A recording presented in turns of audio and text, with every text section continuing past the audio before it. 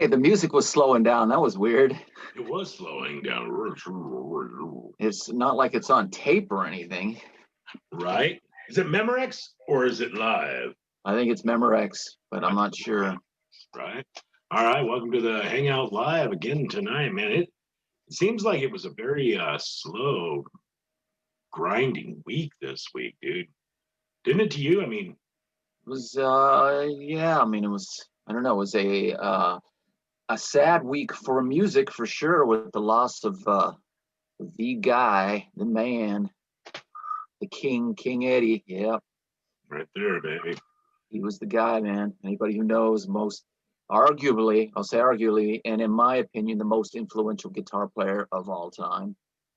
Definitely of our generation. Absolutely. Oh, no question. I would say for me, I would say of all time, because I mean, there's a lot of great players. Obviously, there's a lot of people with influence. I think Hendrix was, you could argue the two of them, but Van Halen just completely changed a generation. That whole generation that followed, the look, the sound, the performance, the tone, everything about him, and he changed it all. He changed it all. And it's, yeah, though it changed when 94 came around, 93, grunge era, but then it started leaning back. You started seeing, 5, 6, 7, maybe 8 years later, people like kids wanting to learn Van Halen again. There was a lull where people didn't want to learn it, but then it didn't take long for it to kick back in. Like, yeah, I want to learn that. Yes. It's an amazing impact that it had. Even us here at the radio station, we programmed our stations from 6 a.m. Friday till 12 p.m. Sunday. We played a tribute to Van Halen and Eddie specifically. Even threw in the Michael Jackson, Billie Jean, and Beat It, or Beat It, not Billie Jean, but the guitar work that he did on that. I mean, he's just such an influential and will be dearly missed. Dearly missed. Yeah, I've been watching a bunch of stuff. It'll pop up on YouTube. It's like, okay, I gotta watch it. I watched the thing today, Van Halen in the early years, and I was like, wow, it was really cool just seeing, little kids and when they started and just the whole thing, him holding the guitar in the beginning. You could tell it's just he wasn't born that way, and he even said that in one of the interviews. I'm not born that way. We had to play and learn, and of course. Right. So he developed into this, iconic figure. Absolutely. His backstory is extremely interesting. And in one of these weeks, maybe we'll just do some backstory stuff like that, because it's pretty cool to see where he came from. And the reason why he played the way he did was trying to make very cheap guitars sound very good. And it kind of developed his play style, and the things that he did with those guitars is pretty amazing. So absolutely. Rest in peace, my brother. We'll see you on the other side of the veil when we get there for sure. So we also need to say happy anniversary to your nephew, Michael. Oh, yeah. Can't believe it's been a year already. Wow. Right. It's weird how time flies. It's like, man, it was already a year. But then again, I'll go, last week seemed like it was a year ago. So, time is completely irrelevant. I guess in so many ways, it's just like time just doesn't really exist. That's just my opinion. But it's in reality. How could it? But it's all linear. Yeah. Are we going to go into, want to do that? Because I get into those kind of conversations, brother. Oh, we can, but we got a guest. We don't want to wait and make them wait too long. We probably want to talk about CBD, full spectrum. They sent me some stuff today. I got today, so I'll be checking out some, oils and stuff and see how it works. I know it works, but it does. I'll try out the latest. I do the honey and stuff like that, so it does fantastic wonders. Luckily, right now I'm not feeling any pain, but if I feel any pain, I was having some shoulder pain for a while. I certainly will try it if it comes back. Hopefully it won't come back, but right. It's nice to know it's there. There you go. Alexander and the team over at Backbeat Music, we love them dearly. They've been with us pretty much from the beginning, and yep. We can't do the show without them. And of course, Jody Gentry from Media Jock, who takes care of our website. Go to our website, www.thehangoutlive.com. Or actually, no, man, why do I do that every time? Thehangout.live. Right? I'm so engineered with my radio commercials, Hey, visit fullspectrumcbd.com. Yeah, you know, you got to get that out there. So actually, I think we just bring our guest in, brother. Yeah, we're gonna. He's got a pretty storied history, right? He's played with a lot of people, and seems like Pretty a much really cool guy. And you know what? We're gonna have a good conversation with him, Keith Horne. Keith Horne. Let's bring him in. Let me see where he's at here. Let me go knocking on his door here. Heading down the hallway, knocking on his door. Hey, that's a catchy hook right there, brother. There we go. Hey, What's up, brother? I was actually going to plug this charger in just to make sure I don't lose y'all. So That's probably a good idea. I've done that. One week I wasn't plugged in, and I paid the price. oh yeah. So I was like, I'm good. Looks like, but I'm not gonna take the chance. So Right. Well, Keith, welcome to the show, man. We appreciate you coming on with us tonight for sure. Yeah, I appreciate you having me.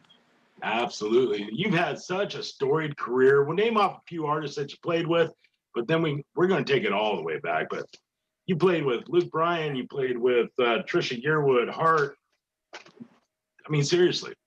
Yeah, I got to. Yeah, fortunately, I got to do all kinds of different styles of music, and yeah, my first gig was with Tanya Tucker for about 5 years, Right. and then I went with Waylon Jennings for I don't know, almost 2 years, and then I went back with Tanya for a little while longer. And then I got a call from Peter Frampton. Wow. Yeah, he had moved to Nashville, and this is in '96. And he actually, this is before his cell phones, before I had a cell phone or anything. I used to leave wherever, if I was staying somewhere for a few days, I'd leave the number of the hotel wherever on my answer machine. That's how long ago that was. Wow. So he got the number and called the hotel, and the drummer, we were rooming together. He answered the phone. He said, "Some English guy wants to talk to you." I'm like, "English?" I thought it was a buddy playing a joke on me. And he said, "This is Peter Frampton." I was like, "Yeah, right." Sure. You know, yeah. And I thought a buddy of mine I was going to cuss him out. And then he started saying, "Hey, Michael Rhodes and Dave Pomeroy, all these really big Nashville bass players, they're all recommending you." So I got together with him when I got back to Nashville after that trip out. We played the Fox Theater in Detroit. I was with Tanya, and then he said, "Could you come down and play? Do you feel like I do, and show me the way?" I said, "Oh yeah, most definitely." Right. So yeah, it was a great experience. And he's probably my favorite that I've been out with. Well, let's take the folks back to the grind before we had the huge names come into play. So, from what I'm seeing, you grew up in Virginia. Is that correct? I am, and I'm back in Virginia. I moved back here 10 years ago. Nice. Yeah. Well, it's actually 30 minutes south of Richmond. Okay. A little town called Hopewell. Oh, Hopewell. Yeah, there's chemical capital of the South. There's a theater there, the Hopewell Theater, right there. Yes, the Beacon.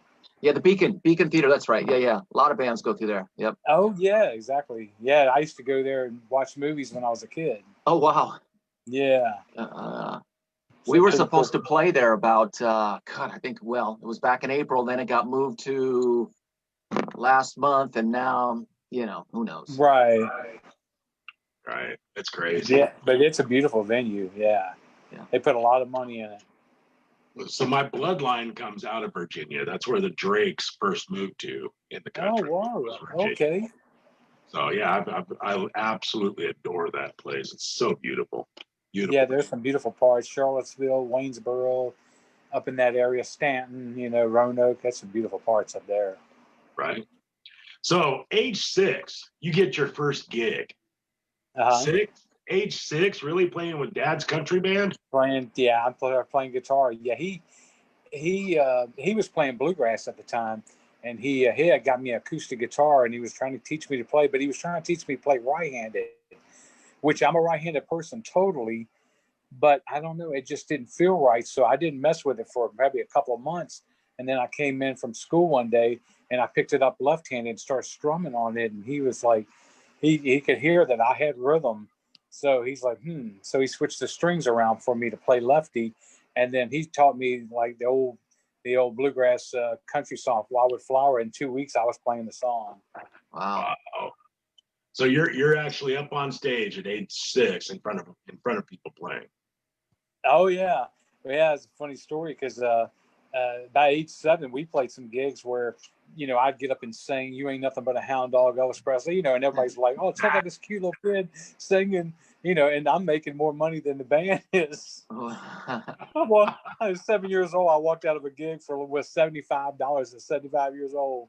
I mean, it's 7 years old. My dad made they made like 37.50 or something. Wow. So you definitely had a lot of music, a lot of arts, a lot of encouragement at home for music. Oh yeah, I was around it. Yeah, because when I was around with my dad, and I was going to his gigs a lot before I even started playing, and going to bluegrass festivals and all that stuff. Um, I was around him, it was bluegrass and country. But when I was around my mom, she was totally into soul music and rock. So that's how I got both sides.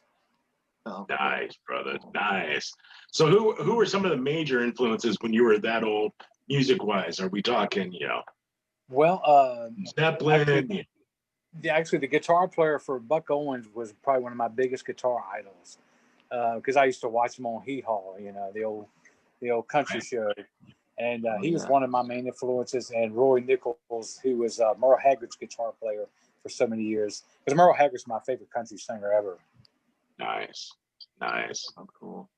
Do you have any brothers and sisters, any that play or just? I have 2 sisters, and none of them play or sing. Yeah, because when they were young, they wanted to try, but they'd sing, and I was like, please don't do that. You know who sings that? You should let them.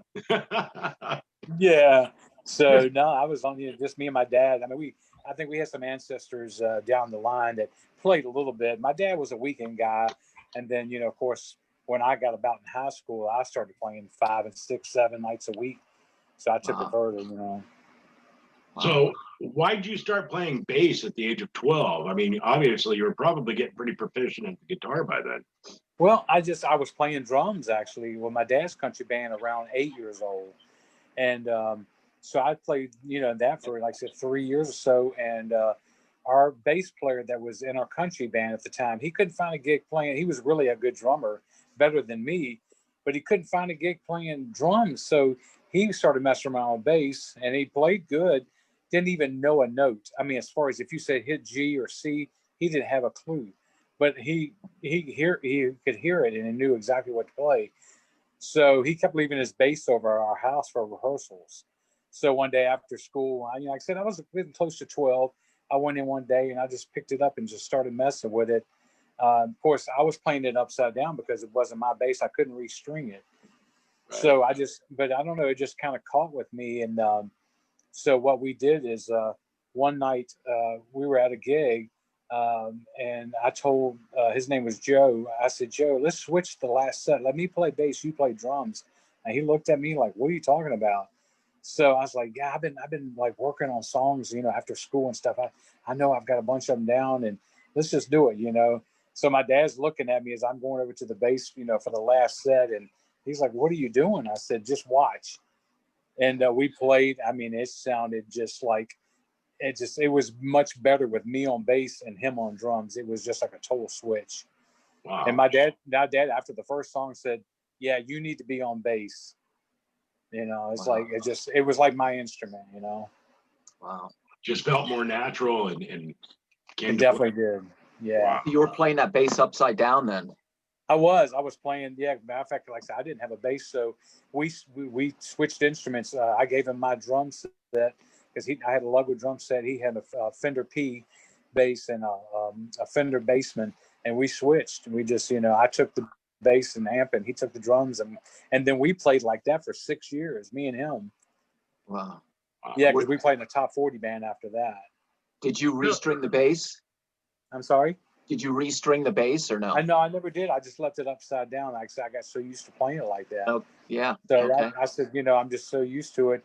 And then about a year later, maybe close to 2 years later, I finally just started playing guitar like that too, because I got so used to bass.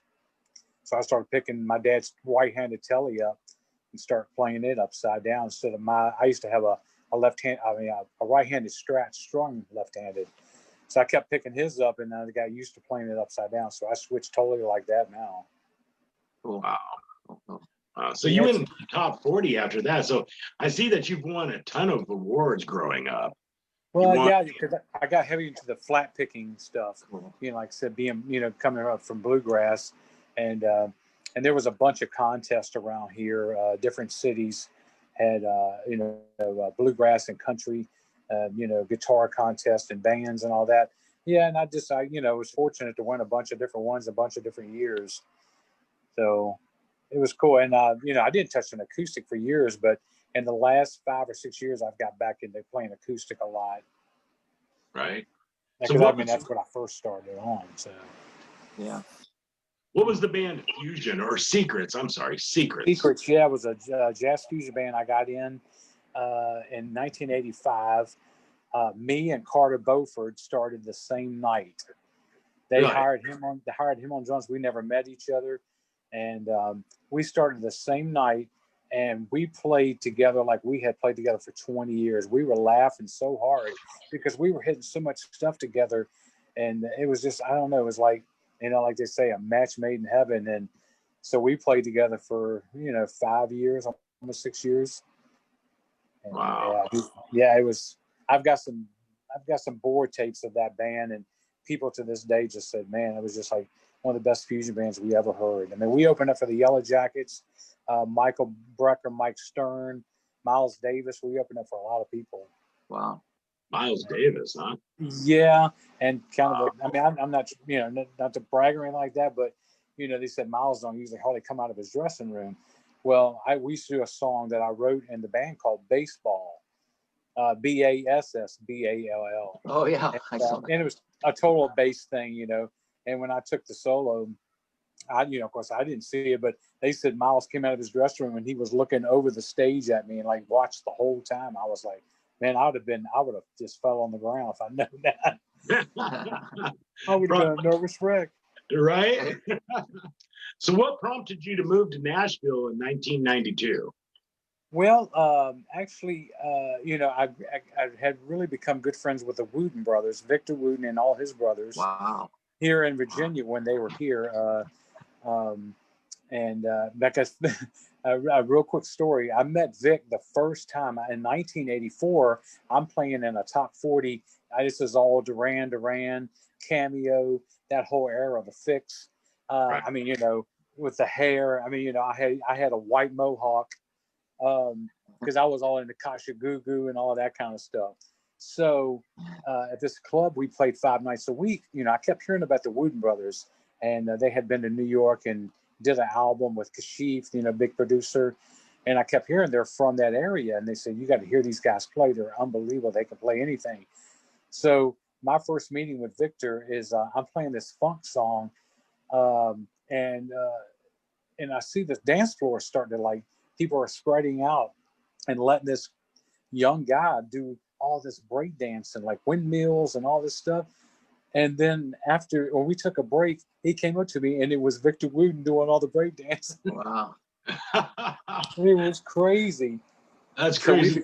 we became instant friends. And then his brothers, they all came to that same club, met, and then they invited me to come to Busch Gardens theme park. They were the country band at the theme park. The Wooten brothers were it was like an all black country band. Nice. Yeah, Victor was playing violin and cello. It was crazy. So I listened to them do that, Ricky Skaggs and all that, which, you know, I'm a big fan of. So they said, hey, let's go back in the dressing room and just jam. We got instruments and amps back there.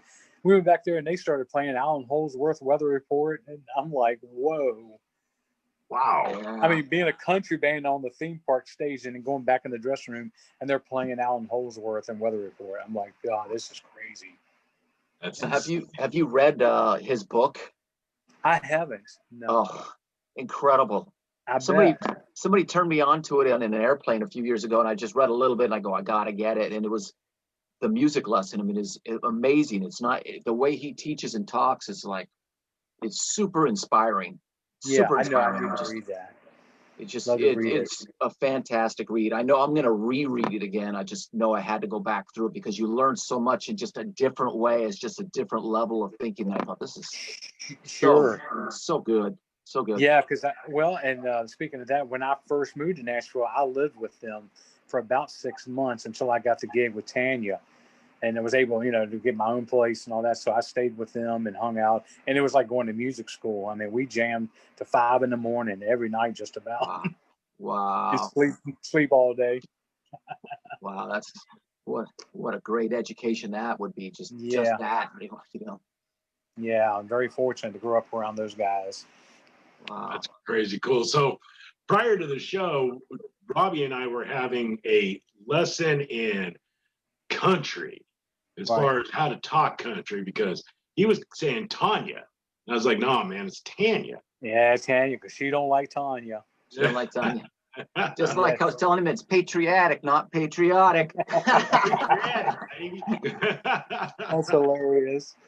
Yeah, because I've seen a few people call her Tanya. She goes, no, it's Tanya. I'm like, it's always good to know. You don't want to go up and get scolded. That's funny. So, you're honestly, you're thought of as one of the most sought after bass players in Nashville during this time. You get on with Tanya. How did that affect you? I mean, really, you get the call that you're going with Tanya. Obviously, Tanya's huge. Well, it's fun. Actually, Tanya, I auditioned for because that came about. I went to a club one night, and at that time there were jam nights 7 nights a week at so many clubs. All you had to do was like put your name on the list. You never knew who you were going to get up and play with.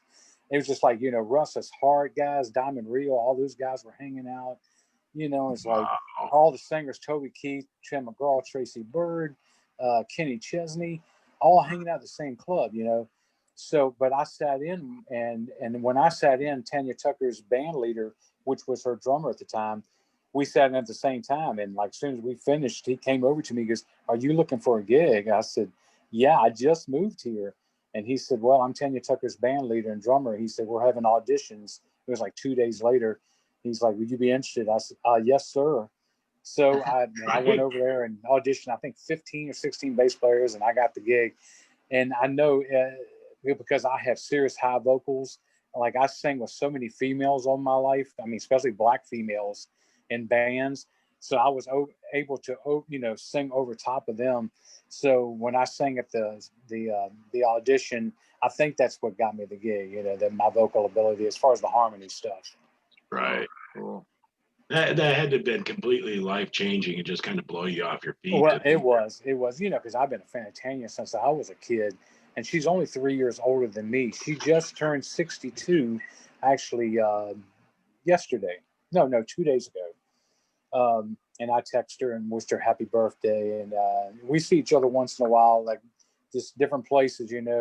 She might come. She came here to the Beacon. I went and hung out with her, for like almost a half a night. So it was great.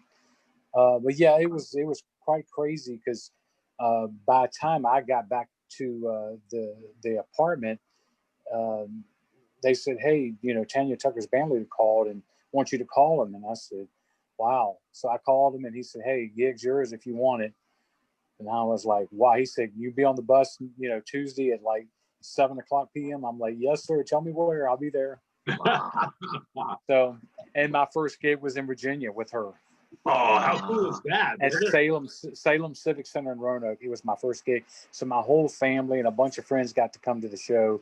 Cool. Of course, I never really got nervous in my whole life, but I mean, getting up there with her, and I was nervous. I mean, here I am playing on an arena, which I had not got to play yet, Right. So, and then my family being there, it was a little nerve wracking, but it went off well. I didn't even get to meet her until 2 shows later because she's, head out on her bus, and then the band bus, it takes off after that. And so we finally met at Wheeling Jamboree in West Virginia. She came up to me in the dressing room and said, "Well, we haven't officially met yet." And she said, she was very complimentary and all that. And I was like, I'm just honored to be here. So. Wow. So you played 2 shows with her before you actually got to sit down and talk with her? Yeah, I was on my 3rd show. before I even got to yeah, because, you know, I mean, it was funny because the first night she's introducing the band, she's like, I don't even know this guy's name. Who is he? You know, so the band leader's over there telling her, you know, he's like whispering over his cymbals, Keith Horne, Keith Horne, you know. It was funny. It was great. How freaking awesome is that, man? I hear you're quite the bowler. You like to bowl. I was into it at one time there. Yeah, I was. Matter of fact, there was a bunch of us musicians bowling on Monday night in a league, and I got heavy into it. I started taking lessons. A guy had a studio in Nashville I used to record some demos at, and he used to be a pro bowler. And I walked in one of his rooms. I was going to try to use the bathroom at the studio, and there's like bowling trophies all across the room. I'm like, oh, don't tell me you bowl. He said, yeah, I used to pro bowl. I said, oh my gosh. I said, can we do a little trading for some studio time? You know, I'll play on some demos if you teach me to bowl. So he did, you know, and then another buddy of mine, Dean Cook, who he's been Toby Keith's bass player for the last 10 years or more, 11 years. And he was a really good bowler and got me into that. And yeah, I was carrying a 225 average at one time there. I love bowling. My grandfather could have went pro, but just had no aspiration or inspiration to do so. But he carried about a 220 average himself. And wow. I grew up bowling. So when I saw that, I was like, oh, I'm going to have to talk about bowling. And it's crazy because I hated it in high school. I mean, the only reason why we went up to the bowling alleys is, you know, just see what girls were up there. That's about it. Right. Funny enough, I actually took bowling in high school as an elective. Oh, wow. Man, so you didn't have that growing up. Yeah, not where I grew up. Well, I went to a different kind of school. That's crazy. Crazy. So 1989-ish, you house bass player for the TV show on BET Network. Is that true? Yeah, Ramsey Lewis show was a jazz show, backing up jazz artists, me and Carter. And how that came about was Stu Gardner, who did all the music for the Bill Cosby show, was from Richmond. And nice. He used to come see our band. And he happened to talk to Ramsey and said, you know, he said, you ought to grab this rhythm section from Richmond, a band called Secrets, you know, to play with you on the show and back artist stuff. So, you know, they called us and we went up there and did a bunch of taping, you know, like I said, backed up, you know, just a lot of the jazz artists. I mean, more mainstream jazz artists. So, but it was cool. I mean, it was, you know, pretty neat. I'd never done something like that, you know. Absolutely. Yeah. And then you get the connection. How did you make the connection? How do you go from a TV show on BET to being the bass player for Waylon Jennings?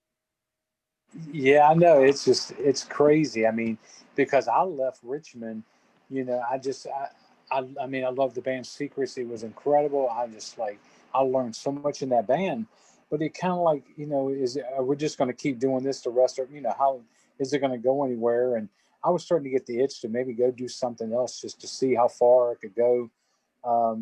And our sax player had already moved to New York. He was doing well. And so I don't know. I left, and then the keyboard player, Dane Bryant, he left after me. Then the band just kind of started, you know, fall, you know, everybody went their separate ways. But everybody really started doing things, you know, bigger things. Everybody in the band did. Like Carter, well, this is kind of a funny thing. Dave Matthews used to be the bartender at a club we played in Charlottesville. Wow. Wow, yep. Really? Yep. Dave was the bartender. So he used to talk about, yeah, I write and I sing and do all this. And we're like, oh, cool. You know how that is. It's like, oh, cool. Right. You know, you like to hear your stuff sometime, you know, it's like, yeah. And had no idea what was going to become of that. It's like, wow. Yeah, sure. We'll hear your stuff. Can I get another beer? Yeah. I know. It's like, I feel bad. It's like, man, I should have like buddied up with the guy, you know. Right. But, Didn't know he was going to become a supernova for a while, huh? Yeah, that was crazy because, like I said, I was playing with Tanya and Carter had gone with Dave to start this band. And I came to Richmond to visit my parents, I guess maybe 3 or 4 months later. And they had started playing at this club called the Flood Zone in Richmond. And I went by and heard them. And, of course, Carter was killing. He was like, he was the band. I mean, he was driving it. And, but like I said, they were loose and, you know, just getting it together. It was like, you know, there was maybe 40 people in the club. I came back like 6 months later. You couldn't even get in the club. It was like a line down the street. So, I mean, I finally got in to hear them, and they really had blossomed and caught on to something. Of course, all the VCU students were all there, and it's just like I said, he hit that niche, and boy, it just took off. Yeah, definitely found his Took off groove, like a jet. right? It's crazy. Absolutely. I mean, So when you got record company coming to you and you're turning them down, saying, "No, I don't need you." Yeah. Right. Yeah, I don't think we've experienced that, have we, Robbie? No, not that. So you got to do the Grand Ole Opry, you did Arsenio Hall, you did the Country Music Awards, man. That Yeah, I've been on between every award show, the Grammys and American Music Awards and CMT, and I think I was on Jay Leno, I think like 8 times, Letterman 7 or 8 times. wow. So yeah, I just just fortunate, I got all this stuff on DVD too. I mean, I got all the recordings of everything. Do you really? Yeah, I have quite a collection. And just like I had to have that stuff. It's like, I don't have any grandkids. I don't even have any kids. But just to go back and look at it, go, wow, like, man, I can't believe I actually really did that. I got 3 kids, I'll give you. It's all right. So how did the Waylon thing come up then? How did that connection happen? Actually, they called me because I can't remember now which one had heard me somewhere, but I think Robbie Turner, the steel player, was the one that called me, if I remember right, and said, we're looking for a bass player. We know you were with Tanya, but would you be interested? I was like, wow, Waylon, oh my gosh. I mean, he's like another legend, and I was just like, so I ended up, I was like, man, I am interested, I was like, I love Tanya to death. So I actually went and talked to Tanya and told her, and she said, oh, you should do it, just experience something else, So she kind of encouraged me to do it. And so I did. I went with him, and like I said, but he was starting at the end of when I was playing with him, he was starting to get in bad health. He had diabetes and all that. So, and it has slowed down way down on the playing. That's why I went back with her, because he was only doing, just a 1 or 2 shows here and there. And I was like, oh, I gotta work, so I ended up going back with her. All right. We've got a producer that's ready to come in and ask you some questions if you're all right with that. Yeah. We've got some questions from the audience. So we're going to bring in our producer, Jessica. Producer, production assistant, whatever. Robbie's better half. What's up, Jess? Hi, guys. Hi. Hi, Keith. Nice to meet you. Hey, nice to meet you. Okay, I'm going to go ahead and start with the questions. Both Jennifer and Terry would like to know, after playing with so many amazing musicians, who would you like to play with next? Wow. Yeah, I have quite a few. Well, some of them are gone now too. Prince was one of them. Yeah, I was like, but actually, one I've always wanted to play with, and I used to say, I think it'd be cool because he plays guitar and bass, and I play guitar. We can switch off and be Paul McCartney. Mm-hmm. Sure. Yeah, that's wonderful. Yeah. That'd be great. Yeah, I'd love to be in his presence. Gosh. Okay, and then we have a question from Jennifer. She said, how did you end up playing with the band Hot Apple Pie? Well, and see, after the Trish Yearwood, she had took a hiatus because we toured with Garth Brooks all of '98, so she took time off, and so I started playing with a band called Sons of the Desert. They had like 2 top 10 hits, and I think a top 5 on MCA. And their bass player had left, and I used to do shows, be on the same shows with them. They were so good. So they say, hey, we're looking for a bass player. I'm like, well, I'm not really doing anything. I'd love to go out and play with you guys. Mm-hmm. And it was a serious vocal band. So I went out with them, and I ended up playing with them for almost a year, and I got a taste of the band thing. So I put out on, I didn't, Facebook wasn't even around at the time. I put an email out to a bunch of different musicians and people that I had my list saying, hey, if you ever hear anybody looking for a bass player for a band to maybe get a deal kind of thing. I said, I'd like to do that. It'd be a totally different thing. So Brady Seals, who used to be in Little Texas, heard about it, and we knew each other a little bit, but he called me, got my number, said, hey, I got a band right now, and Richard Landis, who produced all of Eddie Rabbitt, Juice Newton, some Winona, Vince Gill, different people. He said he wants to produce it, and as a matter of fact, we're all getting together at my house tomorrow. You want to come over and play?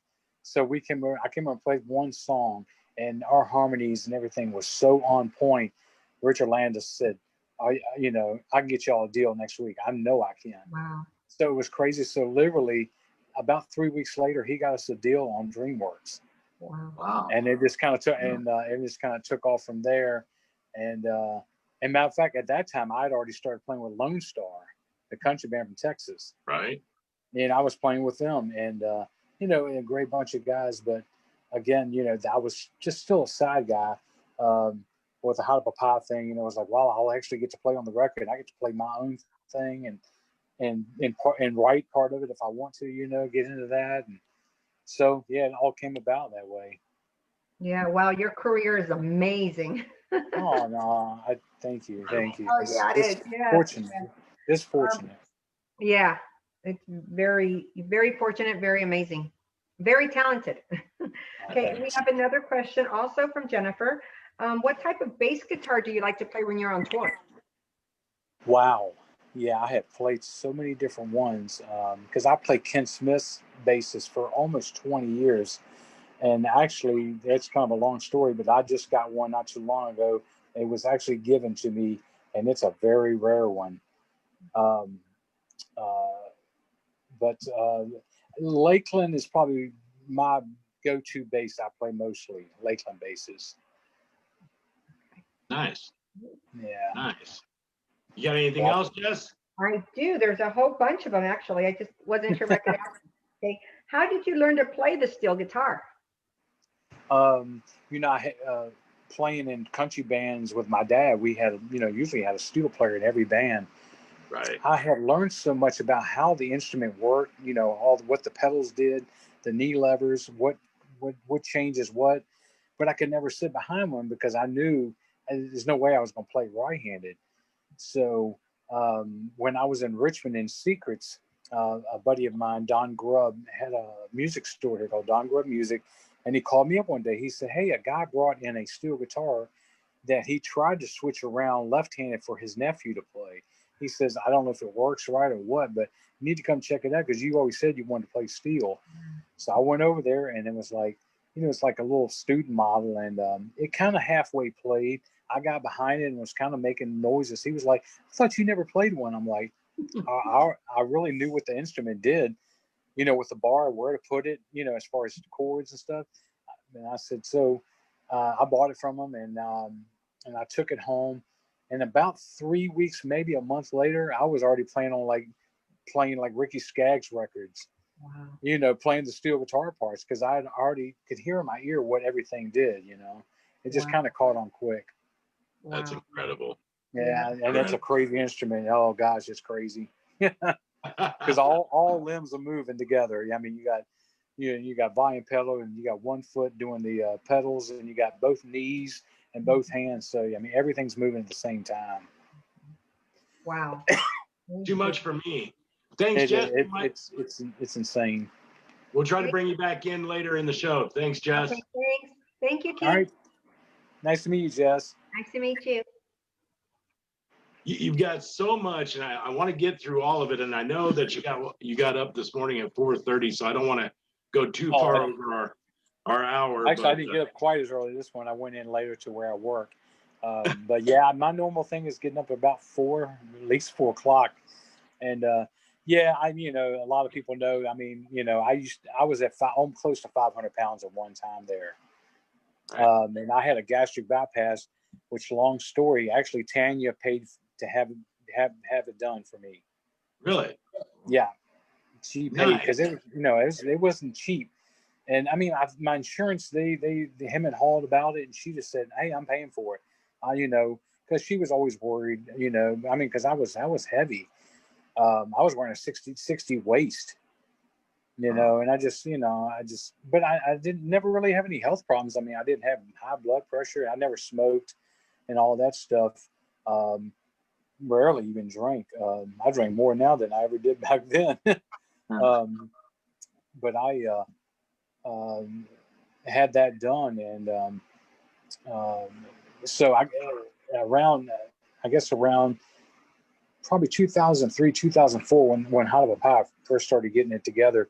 I don't know. I just, record company was like, hey, we know you lost a lot of weight, but if you could trim down a little more, because, they're all about, the image and all that. So I got into a gym and I started working on, I got bit by the bug, and then I got really heavy into it. Then I went way down. I went down to 197 pounds one time. Wow. I mean, I was small, but everybody's like, "Oh, you look sick. You don't look right," because everybody's always used to see me with some meat on my bones. Right. And I'm a big bone person anyway. So ever since then, I just, I love working out. When I was with Luke Bryan, first thing we pull into a town, the bus would go straight to a gym and let us all go work out, then go to our hotels, then go to sound check, do the gig. Same thing every day, Wow. So the gastric, 500 pounds. I just had the gastric sleeve done last December. Oh, wow. So I was up to 410 pounds when I had it done. Where are you at now? I mean, let me ask. 286. Oh, gosh, that's incredible. Yeah. So I've got 40 pounds to go to my goal weight set by the doctors. So cool. Yeah, right now, and I got into heavy lifting one time there, and I was taking supplements. I got into all of that too, taking creatine, but I put so much water weight on me. Yeah, my arms were big and stuff, but it was just so much water weight. Yeah. So I quit taking that, but yeah, I'd like to 215. I feel really good. It's like my perfect weight because, like I said, I'm big frame anyway. Yeah, me too. Being a big guy, Robbie probably has never experienced a lot of this, but they go off your height, and they say, oh, well, your perfect weight for 5'9", 5'10" is 160 pounds. And so when I went in to get the consultation, the doctor put me in this scanner that's like measures your bone density and your muscle mass and right your organs and all this. And he comes back, he's like, okay, your ideal weight is 240. I was blown away because I was expecting him to say like 160, 170. And I'm like, nah, there's no way I'm ever going to get to that. You know? When he said 240, I was like, that I can do. Yeah, heck yeah. No, that's a good goal. Well, I weighed 240 when I was a senior in high school. I know. I was 225 in 10th grade. They put black X's on my helmet in football and said I couldn't carry the ball because nobody could tackle me. So I get you, brother. I weighed about 100 pounds in my senior year in high school. It's what it is. My body that weigh that much, brother. What's that? I have appendages on my body that weigh that much. Right. Yeah. That's funny. So you got to do Austin City Limits. Obviously, I'm a fan of Austin City Limits and being in Texas. Me too. I grew up watching it as a young kid watching it. Right? Yeah, I can remember watching. No, go ahead. No, I can remember watching Stevie and what a big deal that was, and Ray Vaughn and watching Austin City Limits, being able to play the stage must have been magical for you. Eric Johnson on there too. Yeah, because matter of fact, that's the first time I ever saw him play was on Austin City Limits. I was like, oh my God, that guy looks like he's getting ready to rip the neck off the guitar. He's just like so aggressive and just like, wow, just had so much sound coming. I was like, man. Yeah. Right. Incredible. Yeah. So you mentioned Luke Bryan. Let's talk a little bit about Luke, shall we?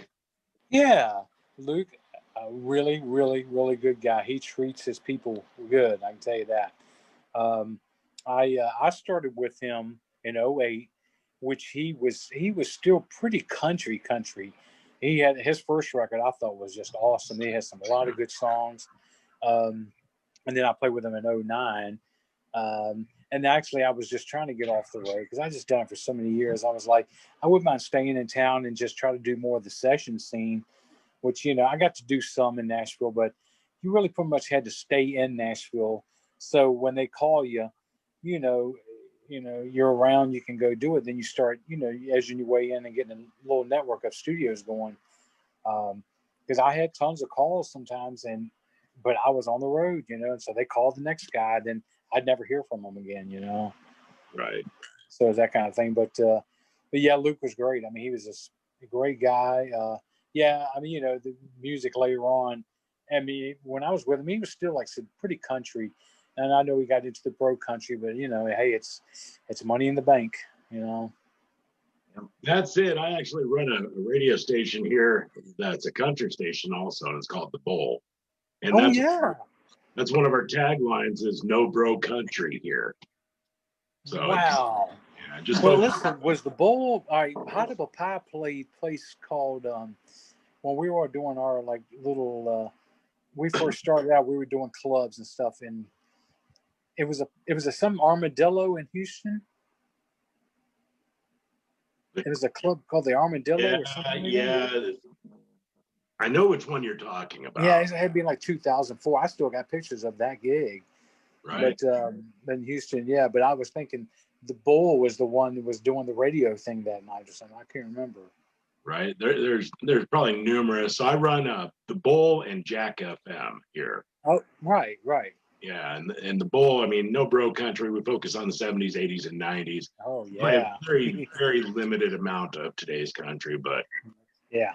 Nashville, 80s and 90s. Obviously, you were part of it. Trisha Yearwood. Yeah, I know. I was like, I know Cruising being a bass player. Yeah, bass player. We were talking on Facebook the other night, and he played with Faith Hill for a little while and some different people, and we were talking on there. It's like, man, look how fortunate we were to be in that scene at that time. Yeah, it exploded. Yeah. Nothing like we've ever seen.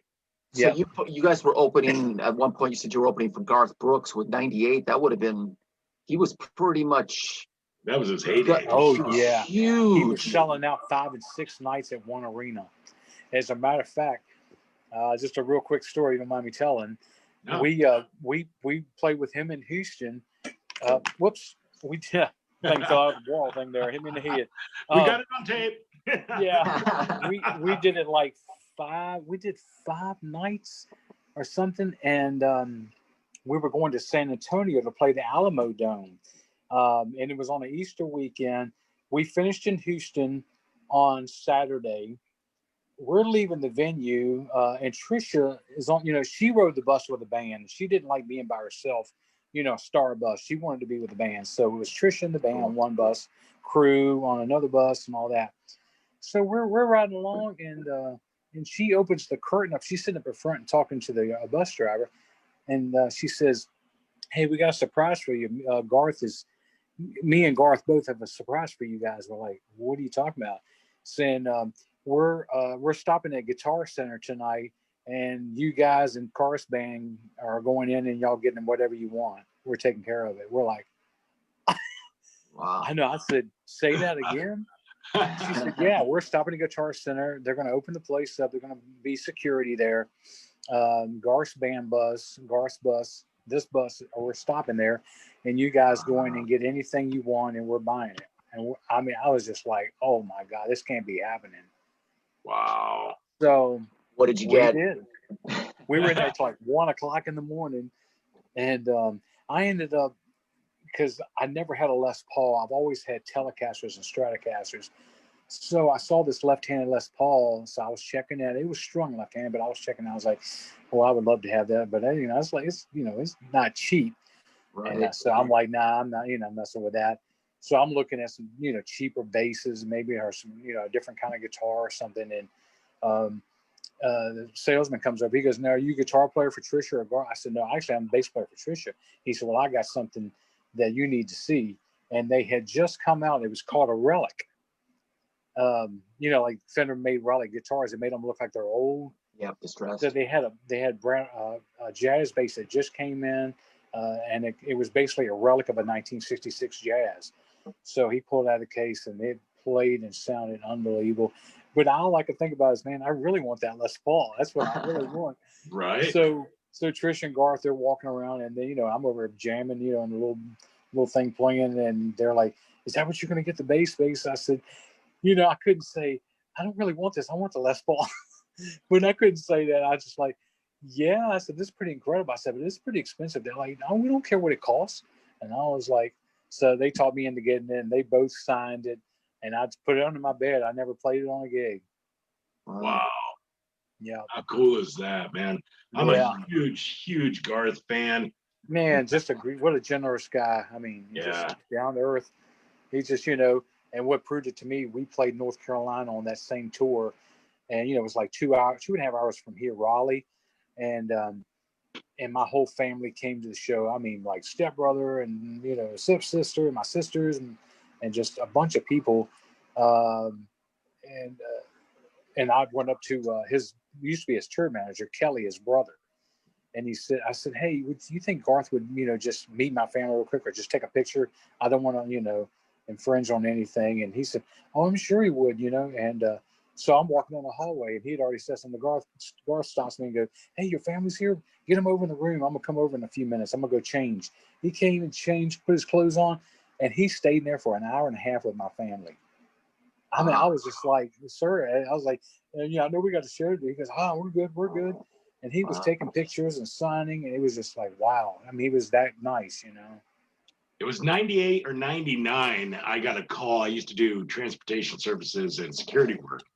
And I got a call at like 1:00 in the morning that somebody needed a private sedan at the Adams Mark Hotel downtown Denver.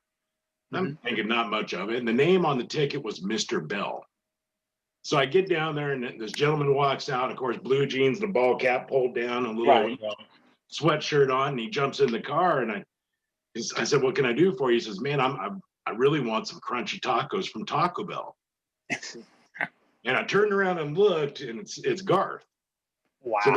So we get to Taco Bell, and I said, what would you like, Mr. Brooks? And he's like, oh, it's me? I'm like, dude, everybody on the planet knows who you are. So we ate tacos together and hung out for a while, and then came back to the hotel. So it was pretty cool. That really is cool, dude.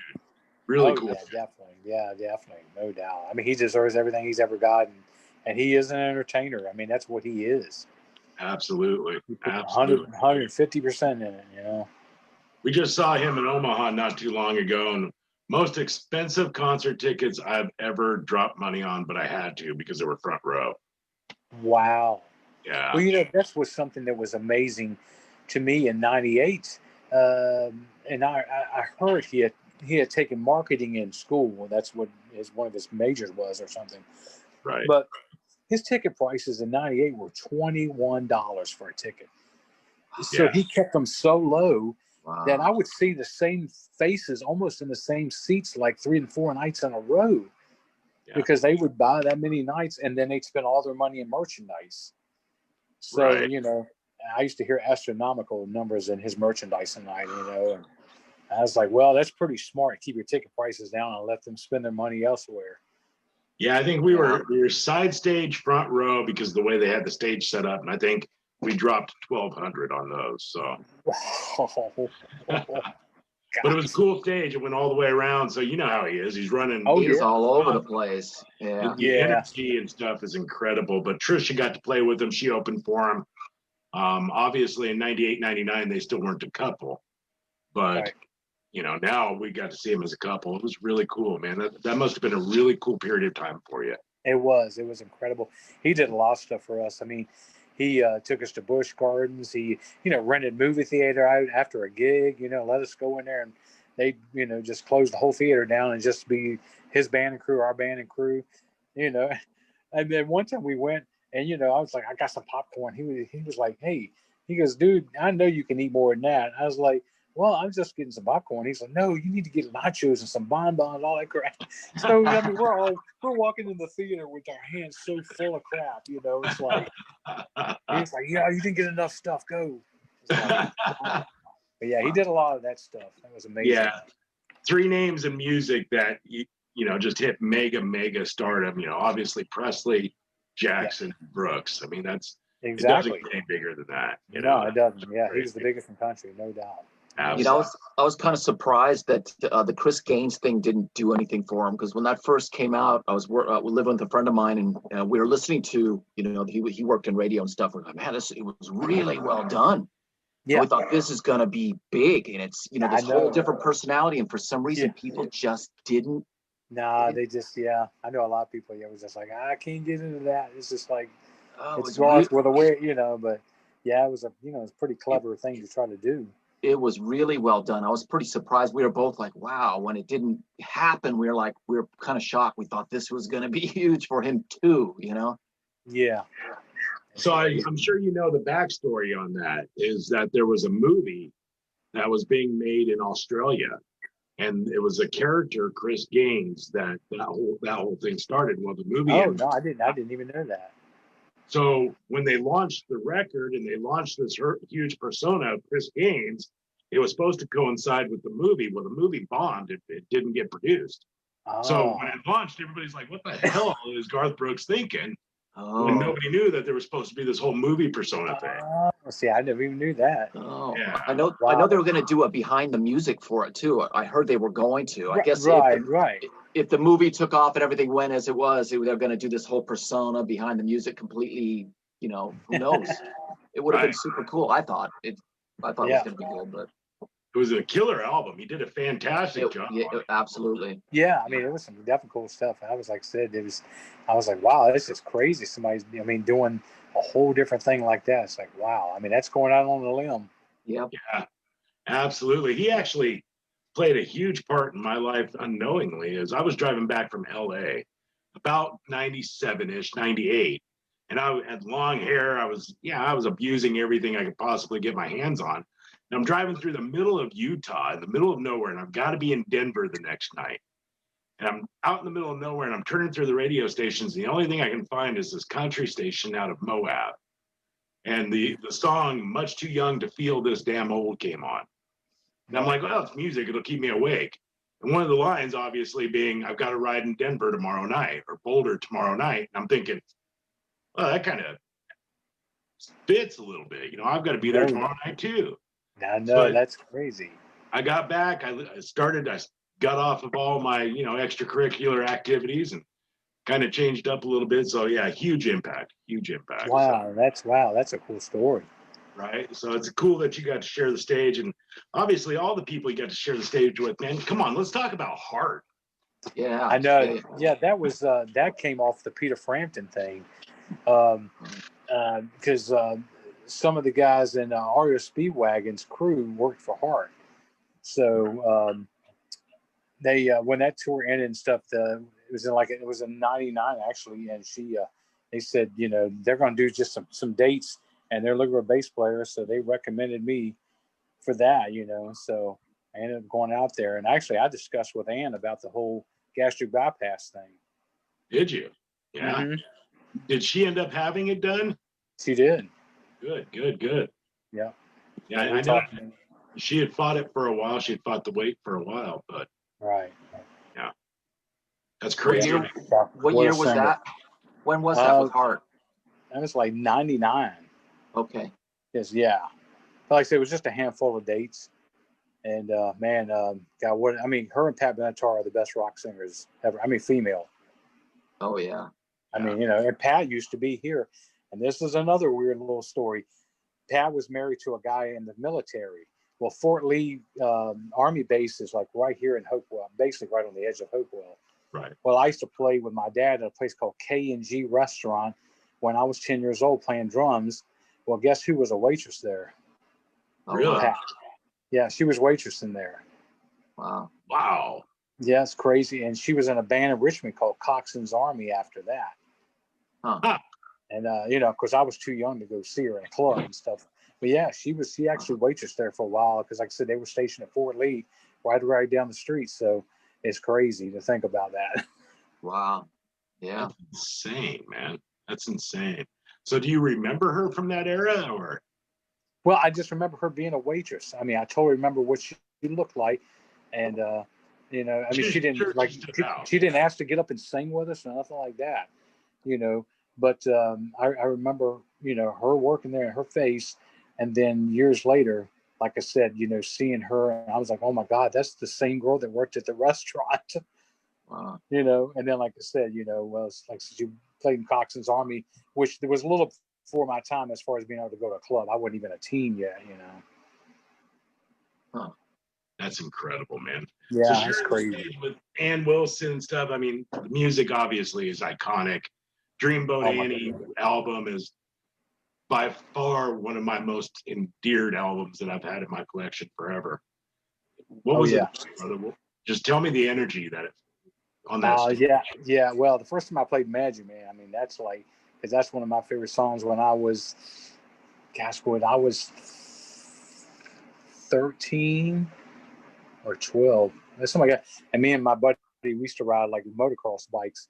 And he was actually working on his. The first time I ever heard that song, we were in his little garage, and he had the radio playing, and that song came on. I was like, man, listen to that. It was just so powerful. And then with all the guitar solos with the notes, like, almost doing a counterpoint. Yeah. And, when that whole thing, I was like, like I said, I think I was 13 maybe. I can't remember what year that came out, but I just remember going, wow, how is he doing that? That is cool. Right. Yeah, it was, yeah. Hell yeah. All right. Jess wants to come back in for a couple more questions here. Okay. We've got a ton of questions coming in for you. So let's get a couple more here before we run out of time. All right. There she is. Yeah, I posted this on Facebook, so hopefully some people tuned in. How you doing, Jess? I'm fine. Okay, you ready for some more, Keith? Sure. Okay, so what do you listen to when it's just you by yourself? What do you like to listen to?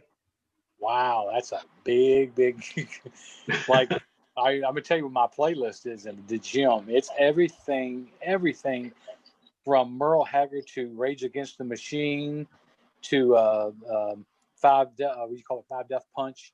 I Finger Death Punch. Yeah. I mean,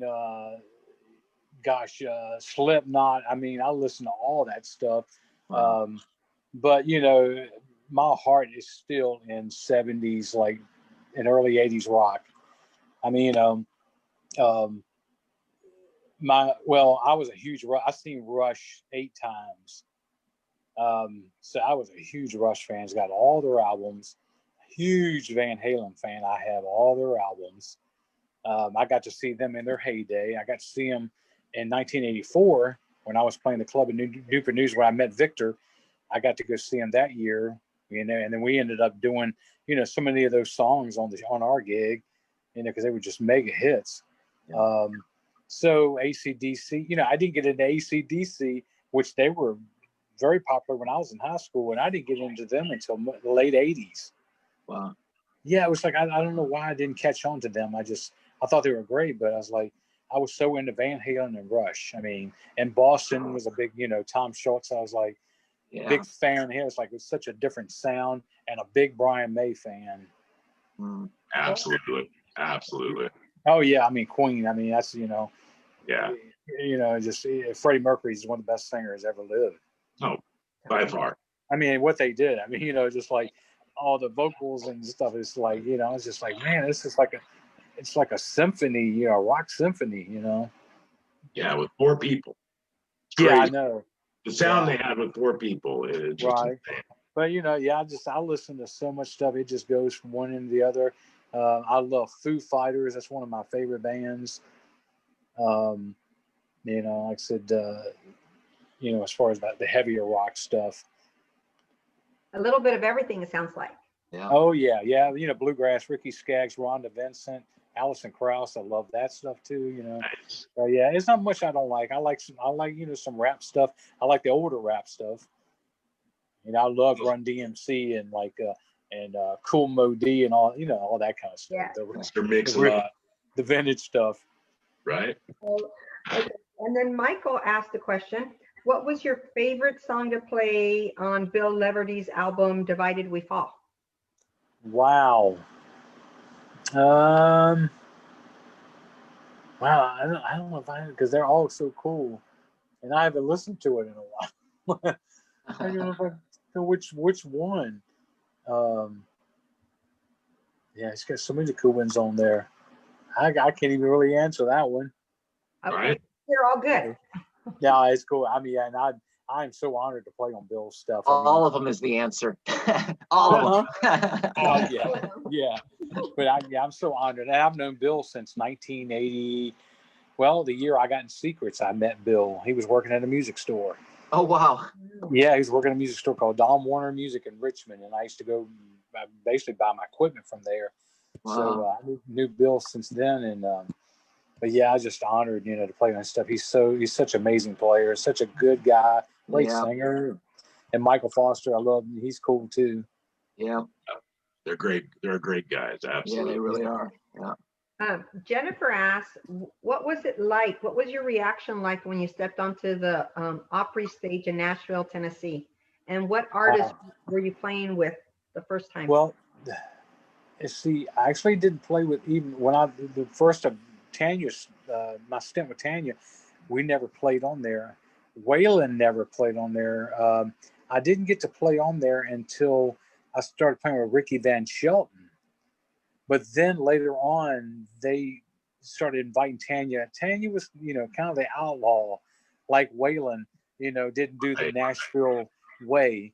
So they kind of snubbed them, didn't ask them to come on there and all that. So after I played with Ricky Van Shelton there, then Tanya started playing on there some. And I did, some one-offs with her. Of course, Trisha. But I have to say the coolest one was when Hot Apple Pie got to be on there. I was like, oh my God, I'm in my own band, playing a song that I come in with the bass part and I'm playing on the Grand Ole Opry. Wow. Wow. Well, it was like I wasn't a side guy. I was part of something, Right. Yeah. But yeah, I counted 42 times I've been on there. Wow. Yeah, with a lot of different artists. I was on there with Stella Parton, Dolly's sister, playing guitar once. Matter of fact, 1 week there, Skip Ewing, I played bass with him one night. So actually, in 1 week, I was on there 3 times, and the guys in the house band goes, "You might as well just get a cot and just stay here." They thought it was funny. They were like, "You again?" Right. And playing a different instrument. I'm like, "Oh man." That's too cool. You good, Jess? You got anything else? Yeah, Brenda wants to know what's next. What's coming up next? Well, right now I have. It's kind of you're probably gonna blow your mind, but I actually have been working at a prison the last year, and I'm not there anymore. Actually, I'm driving right now, and actually getting my CDL next month because it's something I've always wanted to have. So I'm working a day thing, but 2 years, almost 2.5 years ago, I got really into doing solo gigs, and I never thought I would in a million years. But it became so many places where I had to want to book solo and duos, and pays great. They're early nights, and so I started doing more of those, and I really got to enjoy it. I got a looper I play with, and like I play, almost like a drum part on the guitar. Then I play the chords, and then I play solos over top, and I just really got. And I do everything on my solo gig from Merle Haggard to Orleans to Ambrosia to Eric Clapton to Ricky Skaggs to just a lot of different Foreigner. I do a lot of different stuff. Wow. I'd love to see that. Anything in California? Oh, no, it's just local around here. I was working on the Keith Horne project with a guitar player named Mark Dunn down in the Virginia Beach area and a drummer named Trip Johnson, both amazing players. We rehearsed for a couple of months, but they live down there. They're almost 2 hours from me. And then when the whole COVID thing came in, all that stuff too, we just kind of put everything to a halt. Yeah. So I don't know if anything will ever happen out of that, but it was kind of a cross between Dixie Dregs, and I don't know who else, but Dixie Dregs is one of my favorite bands as far as the jazzy fusion kind of playing. Absolutely. Thanks so much, Jess. Thank you very much. Thank you, Jess. Thanks. Thank you. Now I got to ask about Brad Paisley. Did you work with Brad Paisley? You played with Brad Paisley? Well, played on his tour in 2010. That's right before I moved back to Virginia. I didn't play with him, although me and him jammed on guitar a few times.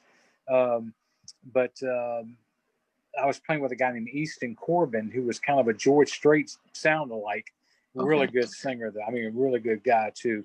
And I had gotten a call when I left Luke, was I interested in going out playing on the tour, and they were going to do the Brad Paisley tour with, Hootie.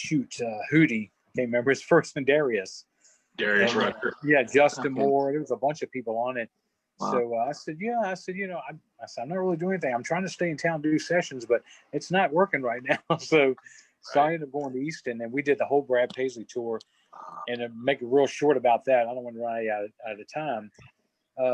Everybody's rehearsing, getting ready for that tour. Well, that's when the flood came to Nashville. It had been 100 years, and it demolished so much stuff. I lost probably $70,000 in equipment. Oh, I mean, just guitars and basses and all my amps I got to be able to save, but I had a nice, beautiful custom shop, Valley Arts. Just had to throw it in the dumpster. Totally cracked, neck all warped. It was terrible. So I lost a lot of equipment. And matter of fact, we were doing clubs until we were going to do that tour. And Brad and them were rehearsing down at Soundcheck, a big rehearsal place in Nashville. And everybody's equipment got totally ruined. His Z amps. So they had to come up, make some new Z amps for him, like really quick, to what he likes. And the tour was called H2O Tour. wow. So that was crazy. But yeah, Brad's a good guy. I met him. He used to open for Tricia, and I was like, man, that guy's good. He can play. He's got some chops. I love his playing. He's my favorite of the country guys. He's like the bomb. Yeah, he can play. Yeah. He's amazing. He's just got some great stuff. He's kind of like the Van Halen of country, Anyway, exactly. Yeah, he. I like it. He'll go out on a limb and do some crazy stuff. It's like, wow, how did he get that in there? But he did. Wow, yeah, that's killer. I think it's important to go back just a little bit here and talk about the fact that Hot Apple Pie was the highest debuting record for a country music group in Billboard history. I know. History. Yeah, I mean, there were some records that we broke. I mean, and I know, and it's really sad to think about it, because when we played, I mean, I'm not bragging because I'm not a bragger guy at all. But when we played shows with other artists, they would all come on the side of the stage and they were like, "You guys are like Nashville's Toto or Nashville's Eagles." We're like, yeah, y'all, the vocals are just so on together, and musicianship and all that, and the songs, just has so much substance to them.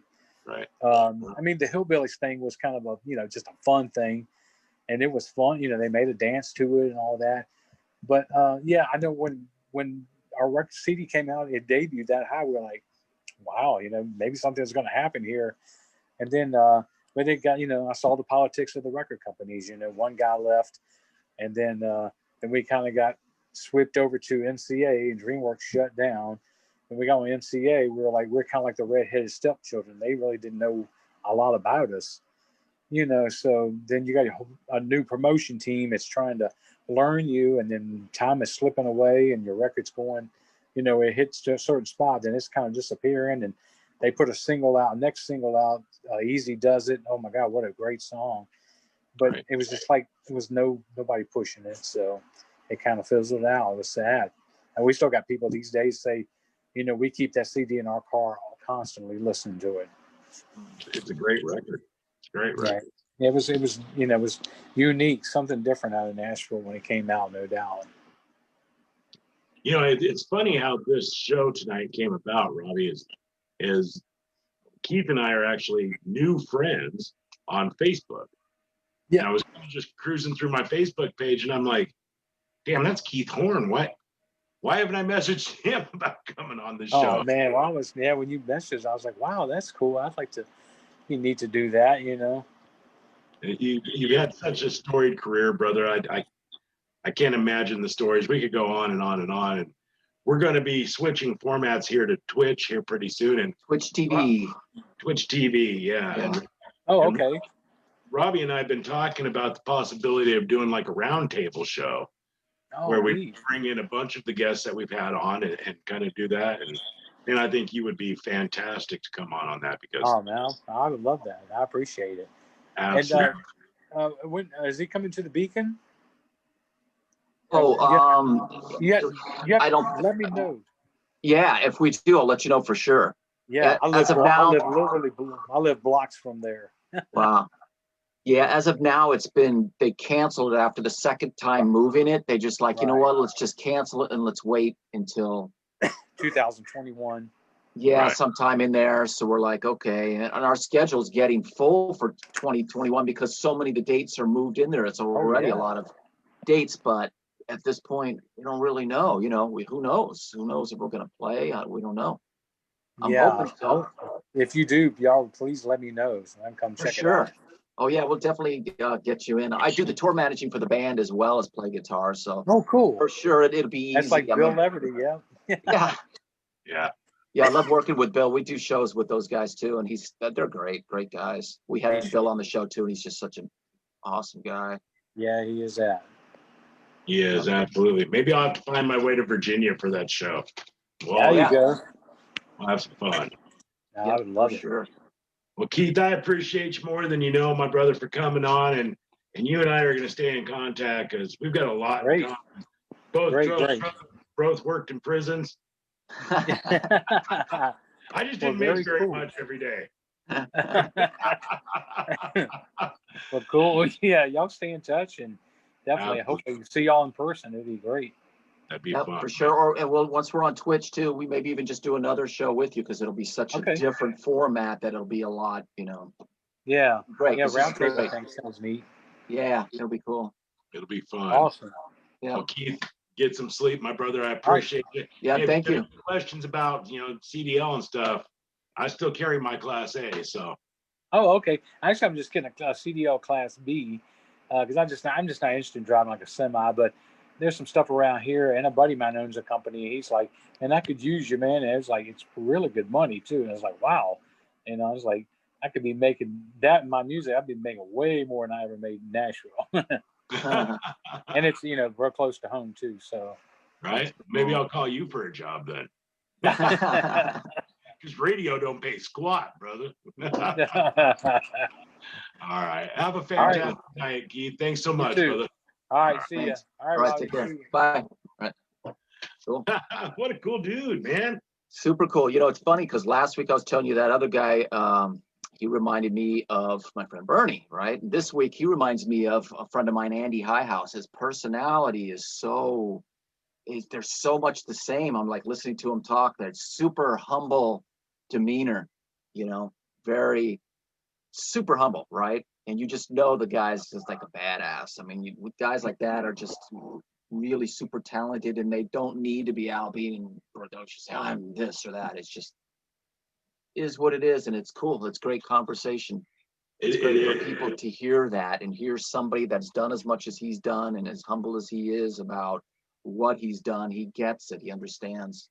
Yeah, it's definitely incredible to hear the list of names that he shared a stage with, and now, I mean, obviously, COVID has impacted artists and musicians so much that it's you see what people are having to do to try to stay afloat and to keep bills paid and money coming in the door. He's been working at a prison and now driving a truck, and I mean, it's been a hell of a year. And he's obviously worked around some of the biggest. I mean, come on. Yeah. And then one of the lesser known for a lot of people, unless you're a musician, which I was surprised to hear, is that he, jammed with Victor Wooten, the Wooten brothers, man. I tell you what, first time I saw Victor Wooten at a NAMM show, I was just stunned by his playing. I mean, stunned. I was like, this guy's playing bass like you've never seen or never heard. Right. And I was standing, 7-8 feet from him with my jaw on the floor going, it sounds amazing. It's incredible. What is he doing? It wasn't just like notes flying all over the place where your head just going, I can't take it. It was just like it all was super musical and just completely captivating and just awestruck. I'm watching him going, I can't figure out what he's doing. And I watch a lot of people playing, oh, that's cool. Yeah, that's cool or whatever. But I'm watching this guy and going, whoa. This is insane. I mean, it's like, he's from another planet. There's some of those. What's that? There's some of those here. And well, the fact that he jammed with them like that, it must have, obviously Victor Wooten liked his playing, tells you something. Jammed with him and lived with him. Lived with him, so that tells you, how good the guy is. Absolutely. I mean, yeah, you don't play with people like Hart and Trisha Yearwood and and Luke Bryant and not be incredibly talented. One of the best in the world. Peter the top Frampton. first call guys, you know. Yeah, absolutely. So we were blessed to have him on tonight. Yep, it's great. Obviously, let's say a special thanks to Jody Gentry with Media Jaw. Go to the website. If you haven't got your t-shirt, get them. You go to the hangout.live. You can see the t-shirts on there. If you want to make an order for the Hangout Live t-shirts, just contact myself or Robbie here in the messages, and we'll make sure that we get you taken care of. Comes with a signed photo of the show, and we'll try to make it fun for you. Full Spectrum CBD. Alan and Shannon are fantastic, fantastic human beings. Like you said, they just sent you a care package.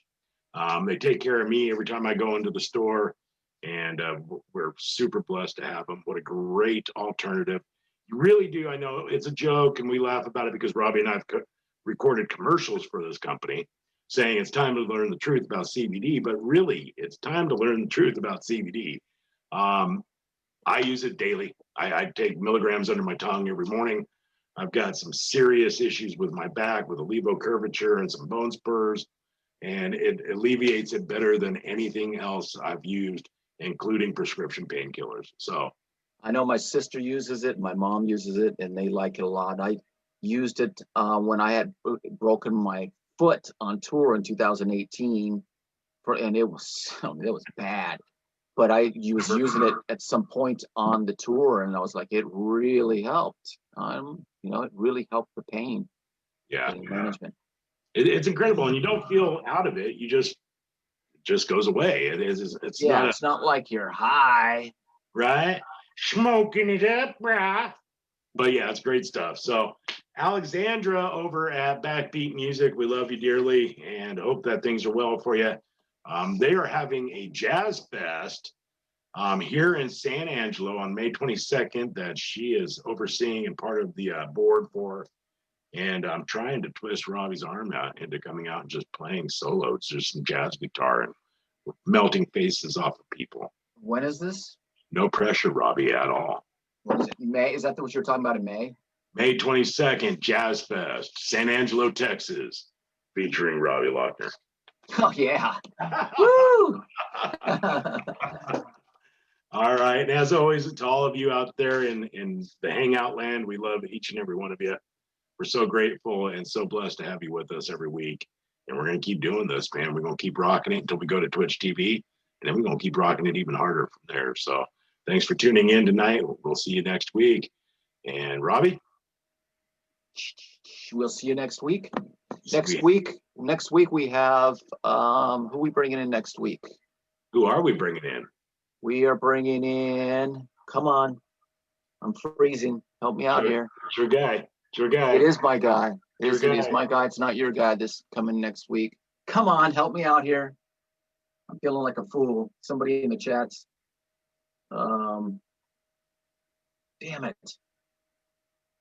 Who did I? Oh well, this isn't going well. I just had it. Ron Keel? Oh, it's Ron Keel. Yes, Ron Keel. Ron Keel. Yeah. Shit, that's bad. That's right. It's Ron. We got Ron Keel next week. That's going to be great because Ron Keel has been around he'll have some insight knowledge to the early Hollywood scene. He was around, signed and playing really on the front end of all the bands that came up after that. Right. I mean, I think he was probably signed before Great White. I'm going to say yes, he was. Yeah, so back Crew and Van Halen and Sunset Strip. And yeah, he was on the front end of it. So I think we'll get some good. It'll be fun. God, how could I forget? And we've talked about it 800 times in the last 2 weeks, and now we both go blank. All right, so Ron Keel next week as the next. Well, we'll deal with the next week after that. Don't do it to us, bro. Don't do it to us. All right. I know who it is, though. I know because I was focused on him. Ron and Estic. All right, say it. Ron and Estic. Yeah, Ron and Estic. Yeah. All right. R.I.P. Eddie Van Halen, and we will see you all next week. Much love from the Hangout. All right.